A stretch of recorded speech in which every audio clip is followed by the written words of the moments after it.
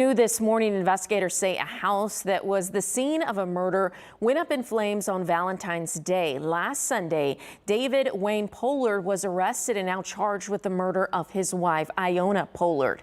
Investigators say he shot and killed her in their home.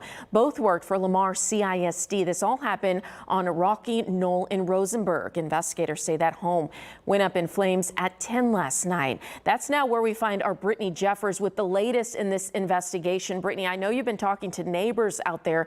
What are they saying? Yeah, and all of them have said they've been awake since last night. This fire started at 10. Many of them stayed up all night long because this was just very disturbing. We saw the fire marshals out here investigating. I do want to show you this house. You can see the crime scene tape set up out here and the debris and what is left over from this blaze overnight. But we spoke with several of these neighbors out here this morning, and they walked us through and described what they say they heard and they saw when that fire started last night. Now, I do want to share this video with you. Sterling Chin lives directly behind this house, and he says he was in his office, he was working when he noticed something last night. Take a look at what he had to say. And I started to hear popping, and I thought it was fireworks, and thinking, well, it's, you know, Valentine's Day, some kids behind us are having some fun.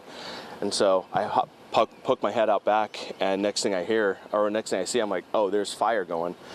So I called the police, fire department. They said they were already aware of it, and then all the neighbors at that point, everyone started hearing it, and all the neighbors came out.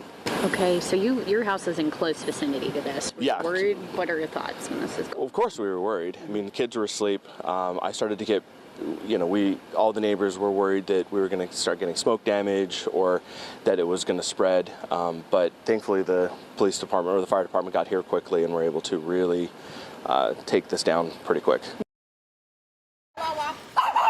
Now, you heard him describe that popping sound, and that's something that we have had several neighbors report that they heard, and then they quickly saw the house go up in flames. Now, the fire marshal's office was out here earlier this morning. I have reached out and we have called. We're trying to get an update on this investigation as well as with the county.